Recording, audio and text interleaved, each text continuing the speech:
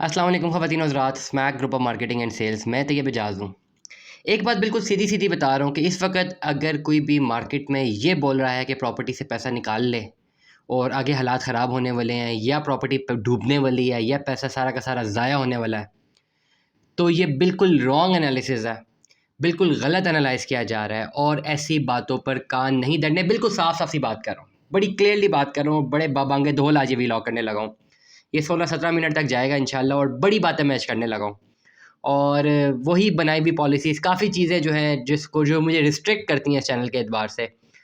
मजबूर हो जाऊँगा, कुछ नाम नहीं ले पाऊँगा, कुछ एक्चुअल चीज़ें नहीं बता पाऊँगा, लेकिन न्यूज़ तो मैं दे सकता हूँ ना। पॉलिटिकल इम्पैक्ट्स भी बता सकता हूँ, मैं इकोनॉमिकल इम्पैक्ट्स भी बता सकता हूँ, मैं मार्केट इवैल्यूएशन भी बता सकता हूँ कि मार्केट में क्या होने वाला है वो भी बता सकता हूँ, आगे आने वाले टाइम पे क्या होगा वो भी बता सकता हूँ, फोरकास्टिंग भी बता सकता हूँ। तो 8-10 चीज़ें बड़ी इंपॉर्टेंट है। करंटली इस वक्त मैं ऑब्ज़र्व कर रहा हूँ लॉन्ग मार्च को कहाँ पे पहुँचा। इस वक्त जो वीलॉग में रिकॉर्ड कर रहा हूँ टाइम हुआ 6:05 हो गए, शाम का टाइम है। और अभी जो डॉन ने थोड़ी देर पहले अपडेट की है कि पीटीआई के जो चेयरमैन हैं उन्होंने जो अपना लॉन्ग मार्च था, PTI chairman Imran Khan is leading the long March towards Islamabad with the party and the government still at logger heads. The PTI chair before ending the fourth day of the march announced that the caravan would reach Islamabad within 8 to 9 days, as opposed to the earlier schedule when it is expected to arrive in the capital on November 4। 4 नवंबर को जो है PTI का जो long मार्च है वो इस्लामाबाद की तरफ पहुंचेगा। इस वक्त जो लॉन्ग मार्च की वो है तहकीक है। आज का जो इनका पड़ाव था, आज ये गुजरांवाला पे थे। PTI chairman Imran Khan address the long March participants after stationing in Gujranwala. He challenged the other opposition. में कह दूंगा इस पर्टिकुलर पॉइंट पे। मकसद ये है कि सारी की सारी बताना बहुत ज़रूरी है। मकसद इस वक्त ये है कि क्या बताया जाए और क्या नहीं बताया जाए। इम्पैक्ट बताना बहुत ज़रूरी है आने वाले टाइम पे कि इम्पैक्ट क्या होने वाला है, प्रॉपर्टी में इम्पैक्ट क्या होगा, रियल एस्टेट में, बिज़नेस में क्या इम्पैक्ट होगा। और रियल एस्टेट बिज़नेस में इम्पैक्ट होने के लिए 3-4 इंडिकेटर्स हैं जिनको समझना बहुत ज़रूरी है। मतलब ये है कि 4 नवंबर को, नवंबर 4 को जो लॉन्ग मार्च है वो इस्लामाबाद की तरफ आएगा। मैं डेट इसलिए बता रहा हूँ कि Islamabad is the capital of Pakistan. यहाँ पे जो इंटायर गवर्नमेंट स्ट्रक्चर है, गवर्नमेंट बॉडीज़ यहाँ पर हैं, स्टॉक मार्केट यहाँ पर है, पाकिस्तान स्टॉक मार्केट यहाँ पे, पाकिस्तान स्टॉक एक्सचेंज यहाँ पे मौजूद है। और होगा कुछ यूँ, the things are gonna deliberately किसी भी किस्म की हालात अगर हाथ से निकलते हैं, फॉर एग्ज़ाम्पल कुछ भी होता है मार्केट में, तो इम्पैक्ट आता है, जो कैपिटल से इम्पैक्ट आता है पूरे मुल्क में, वो डिफरेंट होता है एज़ कम्पेयर्ड किसी और शहर से इम्पैक्ट आए। फॉर एग्ज़ाम्पल इस वक्त कोई भी एहतजाज हो, पॉलिटिकल एहतजाज हो, किसानों का एहतजाज हो, कहीं कुछ भी हो, अगर वो किसी दूसरे मुल्क के किसी दूसरे शहर में होता है, कैपिटल में नहीं होता, या किसी प्रोविंस के कैपिटल में नहीं होता, तो वो पूरे मुल्क के बिज़नेस को वो इम्पैक्ट नहीं करता।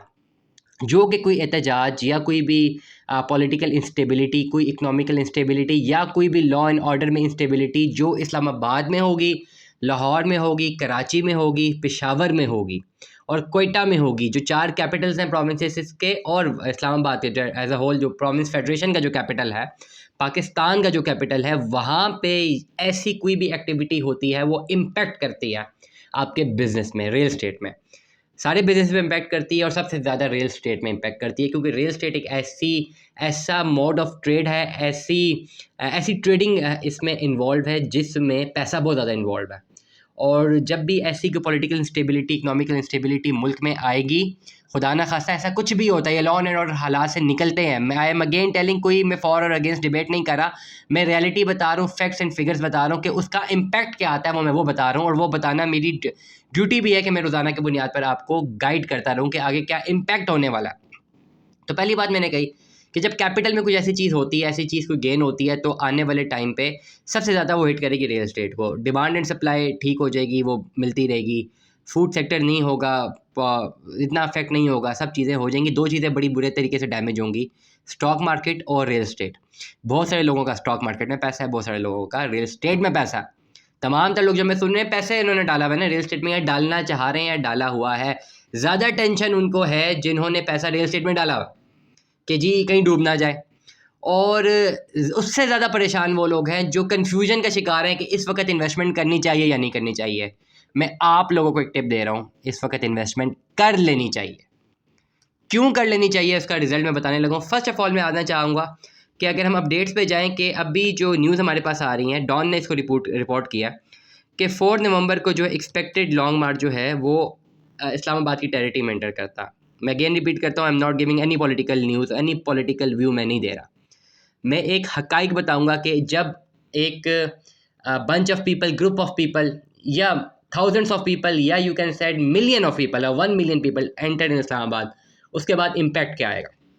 4 नवंबर को अगर हम देखते हैं कि 4 नवंबर को ये जो लॉन्ग मार्च है इस्लामाबाद में इंटर होता है, उस दिन 4 नवंबर की हम वेदर फोरकास्ट देखते हैं और उस वेदर फोरकास्ट से हम आपको आगे बताएंगे क्या होने लगा। 4 नवंबर की जो वेदर फोरकास्ट है वो है इस वक्त इस्लामाबाद की, क्लाउडी है और इट्स ट्यूसडे है आज। अगर हम 4 नवंबर की बात करते हैं, will get back to the point. आज Tuesday is cloudy, Wednesday is cloudy, Thursday is cloudy. आज यकम है, 2, 3, 4 फ्राइडे को जो है एक्सपेक्टेड है लॉन्ग मार्च के ये इस्लामाबाद में पड़ाव करता है। Saturday, Sunday, Monday, Tuesday heavy rainfall है। अब आप लोग कहेंगे यार ये जो क्या कहते हैं इससे वेदर है, इन्वायरमेंट का क्या इम्पैक्ट पड़ता है? बहुत ज़्यादा इम्पैक्ट पड़ता है। Even the environment has an impact on your real estate economy. कैसे है मैं बताऊंगा आपको इंशाल्लाह, आने वाली वीडियोस में सारी डिटेल भी बताता रहूँगा। सैटरडे, संडे, मंडे, ट्यूसडे क्या आ रहा है? बारिश आ रही है। फ्राइडे को लॉन्ग मार्च आएगा इस्लामाबाद में। मतलब ये कि अगर जिस तरह के कल मैंने बात की, अगर तो पहले कोई डील नहीं होती, किसी भी किस्म की कोई डील नहीं होती और मुतालबात नहीं माने जाते और एस्केलेशन की तरफ बात चली जाती है, तो मतलब फ्राइडे के यहाँ पे फ्राइडे के दिन अगर सारा का सारा जो बंच ऑफ पीपल अगर यहाँ पे गैदर होते हैं, रास्ते बंद होते हैं और ट्रांसपोर्टेशन और कम्युनिकेशन लॉस हो जाती है या रोक दिया जाता है, उसे बंद कर दिया जाता है, स्टॉक मार्केट बैठ जाएगी। फ्राइडे को ही स्टॉक मार्केट बैठेगी और जैसे स्टॉक मार्केट बैठेगी प्रॉपर्टी की प्राइसेस बहुत ज़्यादा डाउन चली जाएंगी, स्पेसिफिकली इस्लामाबाद के इर्द गिर्द वहाँ की, चाहे वो फाइल है चाहे वो प्लॉट है, बहुत ज़्यादा नीचे जाएंगी। क्योंकि इन्वेस्टर जब अपना स्टॉक मार्केट से पैसा निकालेगा तो रियल एस्टेट से भी निकालने की कोशिश करेगा। डिमांड एंड सप्लाई ज़्यादा बढ़ सकती है, डिमांड कम हो जाएगी, सप्लाई ज़्यादा हो जाएगी। दोनों सूरतों में स्टॉक मार्केट में भी मंदी का खतरा है और होगा। परहैप्स कोई ऐसा इंडिकेटर मुझे नज़र नहीं आ रहा कि कोई ऐसा इंडिकेटर मैं बताऊं जी फ्राइडे के दिन अगर खुदा ना खास्ता रेड जोन भी बंद है, रेड जोन को 0 पॉइंट तक बता दिया गया कल की अपडेट के मुताबिक, मतलब इस्लामाबाद में 0 पॉइंट तक रेड जोन होगा और एक्सप्रेस हाईवे से हार्डली 1-2 किलोमीटर है 0 पॉइंट, 3 किलोमीटर है। मतलब एक्सप्रेस हाईवे की है, फैज़ाबाद की बात करूँ, फैज़ाबाद से 3 किलोमीटर के आगे तक आपका 0 पॉइंट है। 0 पॉइंट से आगे ही आपकी कमर्शियल एक्टिविटीज़ स्टार्ट होती हैं और E7 F7 कमर्शियल एक्टिविटीज़ हैं। स्टॉक मार्केट की अगर बात करता हूँ, पाकिस्तान स्टॉक एक्सचेंज की बात करता हूँ, ब्लू एरिया में अगर वो सील्ड होता है, मतलब ये ओवरऑल इम्पैक्ट अगर ये आता है कि इस्लामाबाद की जो स्टॉक मार्केट है अगर उससे पैसा निकाल दिया जाता है खुदा ना खास्ता, तो मार्केट क्रैश करती है। मार्केट क्रैश करेगी, इम्पैक्ट आएगा रियल एस्टेट में, रियल एस्टेट का इन्वेस्टर भी पैसा निकालने की कोशिश करेगा। दोनों मार्केट्स फ्राइडे के दिन क्रैश हो सकती हैं। क्रैश होने का मतलब रेट्स बहुत डाउन आएंगे और कोई शायद अगर ऐसे अगर ये लॉन्ग मार्च, ये सारे के सारे लोग, अगर million of people can disagree with the number of people, how many are they, where are they, thousands हैं, लाख हैं, 1.5 लाख हैं। मकसद कहने का ये कि जब वो लोग आते हैं इस्लामाबाद में एंटर होते हैं तो रेड जोन सील है, जो अभी तक के जो है कमात है कि रेड जोन सील कर दिया जाएगा, दफ़ा 144 होगी, मतलब कम्युनिकेशन ट्रांसपोर्टेशन को रोका जाएगा। जब ऐसा होगा तो आपकी स्टॉक मार्केट गिरेगी, स्टॉक मार्केट गिरेगी तो आपकी रियल एस्टेट मार्केट गिरेगी। लेकिन Saturday, Sunday, Monday, Tuesday, Saturday, Sunday, Monday, Tuesday जो दिन है इसमें रेन है, हैवी रेनफॉल है। 27 डिग्री मैक्सिमम टेम्परेचर है, 16 डिग्री मिनिमम टेम्परेचर है और संडे को 14 डिग्री, मंडे ट्यूसडे को 13 डिग्री तक टेम्परेचर जा रहा है। अगर चीज़ें एस्केलेट होती हैं और यहाँ पे लॉन्ग मार्च ज़्यादा दिनों तक सस्टेन करता है तो इन्वायरमेंटल कंडीशंस ऐसी नहीं है, सैटरडे, संडे, मंडे, ट्यूसडे की ऐसी कंडीशंस नहीं है कि इतना बड़ा लॉन्ग मार्च बारिश में विदाउट शेल्टर सस्टेन कर सके। तो मतलब ये कि अगर फ्राइडे, थर्सडे, वेडनेसडे, ट्यूसडे, मतलब आज अगर हम ट्यूसडे की बात करें, 3 दिन के अंदर अंदर अगर मुल्की मफाद में कुछ सेटलमेंट्स होती हैं, I am not giving any political view, I am repeat, अगर तो कुछ सेटलमेंट्स होती हैं और लॉन्ग मार्च इस्लामाबाद में इंटर नहीं होता और मामला सेटल हो जाते हैं, लेट से मामला यहाँ पे सेटल होते हैं कि इलेक्शन है और नया इलेक्शन होने जा रहा है, तो ऐसी सूरत में आपकी फ्राइडे को जो स्टॉक मार्केट गिरने का खतरा है वो नहीं गिरेगी इंशाल्लाह, और मज़ीद मुस्बत की तरफ चली जाएगी बिन बोथ द केसेस। अगर तो लॉन्ग मार्च आपका मुतालबात माने जाते हैं और एक डेडलाइन या डेट डिफ़ाइन हो जाती है, जुम्मा, बुध, जुमेरात, जुम्मे को, इन 3 दिनों में कुछ चीज़ डिफ़ाइन हो जाती है, फ्राइडे के दिन जो स्टॉक मार्केट आपके गिरने की एक पेशन गोई है, वो स्टॉक मार्केट ज़्यादा चढ़ने की पेशन गोई है। उसके बाद बारिशें हैं, environment affects demand and supply, और इस वक्त जो हालात चल रहे हैं पिंडी इस्लामाबाद में क्लाइमेट चेंज की वजह से, बारिशें हैं तो शदीद बारिशें हैं, धूप है तो शदीद धूप है, आपका टेम्परेचर जो है अफेक्ट करता है अब आपकी डिमांड एंड सप्लाई को, और आपकी इस पर्टिकुलर कम्युनिकेशन को, और बर वक्त डिमांड एंड सप्लाई को, सप्लाई एंड डिस्ट्रीब्यूशन चेन को डिस्टर्ब करता है। तो मतलब ये क्लोजली ऑब्जर्व ये है कि हम नवंबर में हैं, 4, 5, 6, 7 नवंबर को बहुत तेज़ बारिशें होने का इम्कान है। मतलब इन 4 दिनों में मार्केट तो मंदी ही रहेगी, चाहे रियल एस्टेट की मार्केट होगी, रियल एस्टेट की मार्केट मंदी में रहेगी, इन 4 दिनों में काम नहीं होने वाला, मतलब ये डिमांड नहीं आने वाली। तो अगर तो स्टॉक मार्केट गिर गई खुदा ना खास्ता और लॉन्ग मार्च यहाँ पे इंटर हो गया, स्टॉक मार्केट भी गिर गई, अगले 4 दिनों में इन्वायरमेंट ख़राब है, तो इन 5 दिनों में रियल एस्टेट में मंदी होगी, रेट्स नीचे चले जाएंगे। और अगर तो ऐसा नहीं होता, फ्राइडे से पहले पहले ही हालात बेहतर हो जाते हैं और फ्राइडे को स्टॉक मार्केट नहीं क्रैश करती, स्टॉक मार्केट ऊपर चली जाती है, यहाँ से अगर हम डिटर्मिनेशन करते हैं और आगे 3-4 दिन वैसे ही स्लो होंगे क्योंकि मौसम चेंज हो जाएगा, इनफैक्ट मौसम चेंज हो जाएगा, मौसम चेंज होगा, थोड़ी बहुत ये एलर्जिक वायरल एलर्जी भी फैलेगी। तो इस चीज़ों से ये फैक्टर्स हैं जो कि बड़े डिपेंडेंट होते हैं, जो मार्केट ट्रेडिंग को अफेक्ट करते हैं। नॉर्मली मैंने अपने करियर में देखा है जब तेज़ बारिशें होती हैं उस दिन काम नहीं होता, चाहे आप कोई भी करियाना दुकान चला रहे हैं, चाहे आप गारमेंट्स की दुकान चला रहे हैं, चाहे आप रियल एस्टेट का बिजनेस चला रहे हैं, कोई भी ऐसी जगह पे आप बैठे हुए हैं शॉप खोल के, ऑफिस खोल के, तेज़ बारिशों वाले दिन काम बहुत कम होता है। मतलब आप ये इस हफ्ते का जो एंड है 4-5 दिन, वो निकालने के आगे क्या होने वाला है अगला हफ्ता डिटरमिन करेगा आपकी इन्वेस्टमेंट को। अब आते हैं मेन पॉइंट पे। आप जो लोग मुझे सुन रहे हैं, आपके पास 2 ऑप्शंस हैं। या तो अगर आपकी इन्वेस्टमेंट हुई हुई है तो आपके पास एक ही ऑप्शन है, इन्वेस्टमेंट आप निकाल दें या ना निकालें, आप कंफ्यूज हैं। वो तमाम तर लोग जो इन्वेस्टमेंट्स ने जिन्होंने इन्वेस्टमेंट्स करनी है, ओवरसीज़ पाकिस्तानीज़ हैं, लोकल पाकिस्तानीज़ हैं, किसी भी हाउसिंग प्रोजेक्ट में इन्वेस्टमेंट करनी है, मैं यहाँ पे किसी प्रोजेक्ट का नाम नहीं ले रहा, किसी भी हाउसिंग प्रोजेक्ट में प्रॉपर्टी में इन्वेस्टमेंट करनी है, ये व्लॉग है ही प्रॉपर्टी इन्वेस्टर्स के लिए। अगर इस वक्त आपने इन्वेस्टमेंट करनी है, आप कन्फ्यूजन का शिकार हैं, मैंने पहले व्लॉग में बोला है आप कर दें, क्यों कर दें उसके बातें मैं आपको बाद में बताऊंगा, लेकिन इस वक्त आप कर दें। तमाम तर लोग जो अभी होल्ड करके पैसे बैठे हुए हैं, जिन्होंने रियल एस्टेट में किया हुआ है पैसा होल्ड, अगर आप पैसा निकालने की सोच रहे हैं तो अभी मत निकालिएगा, नुकसान में निकलेगा पैसा, और फ़ायदा एक इन्वेस्टर ले जाएगा। जो आप कम रेट पे अपनी प्रॉपर्टी बेचने की कोशिश करेंगे, कम रेट पे, कोई भी फाइल की बात करो, प्रॉपर्टी की बात करो, फाइलें तो बहुत नीचे आने लगी हैं, माइनस में चली जाएंगी।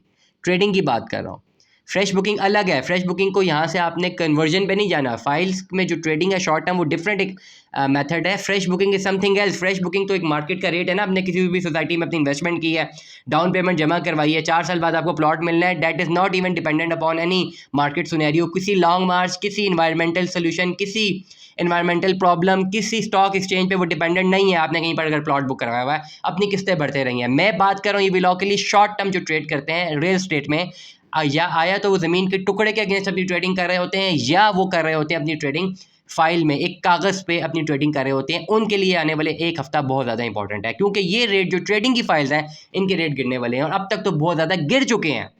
मैं आज आपको अपडेट कर रहा हूँ, मंगल का दिन है, 6:17 है, थोड़ी देर में इंशाल्लाह अपलोड करने लगा इसी व्लॉग को।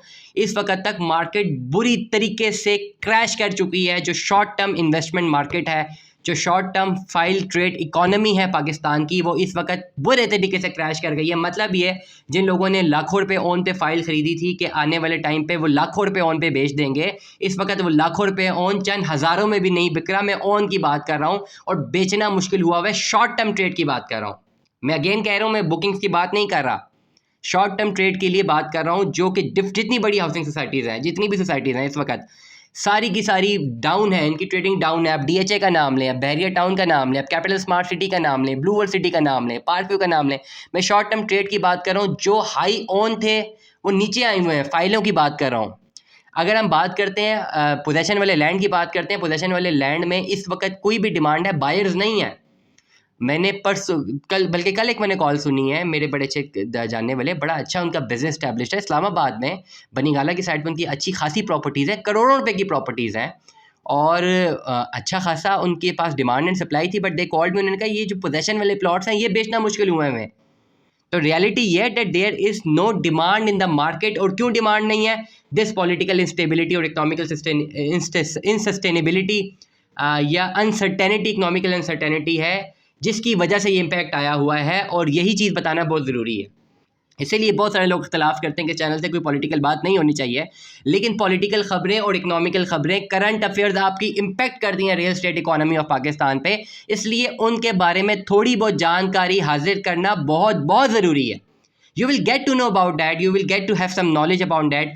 आगे आने वाले टाइम पे क्या होने वाला है, पॉलिटिक्स कहाँ जाने वाली है, लॉ एंड ऑर्डर कहाँ जाने वाला है, इकोनॉमिक्स कहाँ जाने वाली है, वो डिटरमिन करेगी कि आपका बिजनेस कहाँ जाने वाला है। विदाउट आप किसी भी मुल्क में अपनी इन्वेस्टमेंट, विदाउट उसकी पॉलिटिक्स को, उसकी जियोग्राफी को, उसके मौसम को, उसकी मेट्रोलॉजी को, उसकी इकनॉमिक्स को, उसकी पॉलिटिक्स, पॉलिटिकल में बिहेवियर्स में कौन ज़्यादा स्ट्रॉन्ग है कौन नहीं है, पॉलिटिकल सस्टेनेबिलिटी को, जुडिशियल सिस्टम को, ये सारी चीज़ें आप देख के वहाँ पे इन्वेस्टमेंट करते हैं। बहुत सारे लोग जो इन्वेस्टमेंट जिन्होंने पढ़ी है, जो इकोनॉमी जिन्होंने पढ़ी हुई है या MBA किया हुआ है, उनको इस बात का पता है, they will agree with my point. बड़े बड़े ब्रांड्स जब आपके मुल्क में इन्वेस्टमेंट करते हैं, वो सारे के सारे इंडिकेटर्स को मद्देनजर रखते हुए इन्वेस्टमेंट करते हैं। और आपने देखा होगा कि जब कभी भी पॉलिटिकल इंस्टेबिलिटी आती है, बड़े बड़े ब्रांड मुल्क से चले जाते हैं। हमारे मुल्क की मिसाल ले लें, थोड़े अर्से पहले 5-6 महीने पहले जब ये गवर्नमेंट चेंज हुई है, 3-4 ब्रांड से उन्होंने ख़त्म कर दिए अपने नाम, निजी ब्रांड से नाम नहीं लूँगा व्लॉग पे, काफ़ी ब्रांड से जिन्होंने अपने नाम ख़त्म कर दिए, अपने ऑपरेशन ख़त्म कर दिए। वजह यह है कि आपका बिजनेस या आपकी इन्वेस्टमेंट्स डिपेंडेंट होती हैं टोटल पॉलिटिकल सिनेरियो पे। पॉलिटिक्स क्या कह रही है भाई, आगे आने वाली फोरकास्टिंग क्या कह रही है, और रियल स्टेट में परसेप्शंस मैटर करती हैं, कंसेप्शंस, परसेप्शंस मैटर करती हैं। आप परसीव करते हैं आने वाले टाइम पे, आप एक फ़ैसला लेते हैं। फॉर एग्जांपल आज की तारीख में आपके पास 2 ऑप्शन मौजूद है, एक 10 लाख का प्लॉट मौजूद है, एक 6 लाख का प्लॉट मौजूद है। आप दोनों को एनालाइज करते हैं उसकी जियोग्राफी पे, फिर उस जहाँ पे वो है उस जगह की सराउंडिंग्स की पॉलिटिकल अवेयरनेस आप लेते हैं, फिर आप फोरकास्ट करते हैं, परसेप्शन पे अपनी इन्वेस्टमेंट करते हैं। हो सकता है 6 लाख वाली इन्वेस्टमेंट आप करें, वो शायद आपको 60 लाख का प्रॉफिट दे जाए, 10 लाख वाली आपको 2 लाख का नुकसान दे जाए।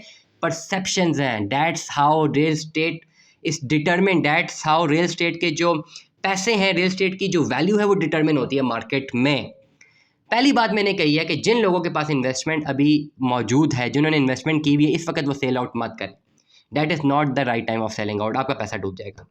वो तमाम तर लोग जो कन्फ्यूजन का शिकार हैं, लास्ट बात करने लगा हूँ, आखिरी बात, तमाम तर लोग जो कन्फ्यूजन का शिकार हैं, चाहे पाकिस्तान में, चाहे ओवरसीज़ हैं, चाहे लोकल पाकिस्तानीज़ हैं, इन्वेस्टमेंट करना चाह रहे हैं ट्रेड बेनिफिट में, अगर तो लॉन्ग टर्म बुकिंग में जा रहे हैं ना, मैंने अगेन रिपीट कर रहा हूँ बात को, वो सेफेस्ट इन्वेस्टमेंट है, उसका कोई ताल्लुक ही नहीं है यहाँ पे इस वक्त। वो 4 साल बाद प्लॉट्स मिलने हैं आपको, आपने कहीं पर भी अपनी बुकिंग करवानी है ना, किसी भी हाउसिंग सोसाइटी में, आज अपनी बुकिंग करवाते हैं, 4 साल बाद प्लॉट मिलने हैं, 4 साल बाद के सिनेरियोज काफ़ी डिफरेंट होंगे, आप वो कर सकते हैं। लेकिन अगर आपने शॉर्ट टर्म ट्रेड में इन्वेस्टमेंट करनी है, शॉर्ट टर्म ट्रेडिंग को परस्यू करना है, इस वक्त राइट टाइम में पैसा डालने का, क्योंकि इतनी मार्केट नीचे आ चुकी हुई है कि इस वक्त अगर आप कोई चीज़ उठाते हैं तो इंशाल्लाह आने वाले टाइम में इसने ग्रो करना है। तीसरी बात मैं करने लगा हूँ कि तमाम तर लोग, एक चीज़ तो नवीद है इंशाल्लाह अल्हम्दुलिल्लाह, एक चीज़ बिल्कुल एग्रीड है, और मैं बड़ा कॉन्फिडेंट हूँ कि इंशाल्लाह फेडरेशन बची रहेगी और हालात बेहतरी की तरफ जाएंगे। पॉलिटिकल सिनेरियो जहाँ भी होंगे, if someone win someone loses, politics की विन हो सकती है लेकिन मुल्क बरकरार रहेगा। अगर तो ऐसा कोई पॉइंट कहीं किसी के जहन में आता है कि खुदा न खास्ता मुल्क को कोई डैमेज मिलने वाला है इस पॉलिटिकल इंस्टेबिलिटी से, और इन्वेस्टमेंट ना की जाए कि मुल्क को डैमेज मिल जाए, ऐसा कुछ भी नहीं है। मुल्क बरकरार रहेगा इंशाअल्लाह अज़ीज़, बरकरार रहेगा और आने वाले टाइम में बहुत प्रॉस्पर भी करने लगा। ये बात बहुत इंपॉर्टेंट है, और इंशाल्लाह आज ये व्लॉग जा रहा है, आज से साल 2 साल बाद आप लोग जब देखेंगे इसी व्लॉग को देख सकते हैं, मैं उस वक्त कहूँगा इंशाल्लाह इंडिकेटर्स बताएंगे ना कि आज के इंडिकेटर्स ये हैं, और कल के उस दिन के निकाल लेंगे आज की डेट के इंडिकेटर्स। आज क्या तारीख है, आज 1 नवंबर है और 6:22 आ रहे हैं। 2 साल बाद देखते हैं कि कहाँ पे प्रॉस्पेरिटी आने लगी। इसलिए मैं कह रहा हूँ तमाम तर लोग रियल स्टेट में आज अपनी इन्वेस्टमेंट कर लें। 2 साल बाद आज ही इसी तरह के एक व्लॉग में आपसे बता रहा हूँ कि आज देखें, मैंने 2 साल पहले आप तमाम लोगों को डिफरेंट फैक्ट्स एंड फिगर्स को मद्देनज़र रखते हुए एक प्रॉपर एनालिसिस करके दिया था, और मैंने उस एनालिसिस की बुनियाद पर ये कम्युनिकेट कर दिया था इन्वेस्टमेंट कर दें, चाहे फाइल में करनी है चाहे प्रॉपर्टी में करनी है, कर दें, बहुत कम रेट पे इस वक्त मिल जाएगी। आने वाले 2 साल बाद इंशाल्लाह ये सेफ़ होगी और इंशाल्लाह पाकिस्तान कायम दायम रहेगा, हमारा मुल्क कायम दायम रहेगा, इसमें कोई दो राय नहीं है। मुल्क कायम रहेगा, कायम दायम रहेगा, फेडरेशन कामयाब रहेगी, कामयाब रहेगी, कायम रहेगी, दायम रहेगी, और इंशाल्लाह एक अच्छे आने वाला मुस्तकबिल हम सब के इंतज़ार में है। Stay tuned with us. अल्लाह हाफ़िज़।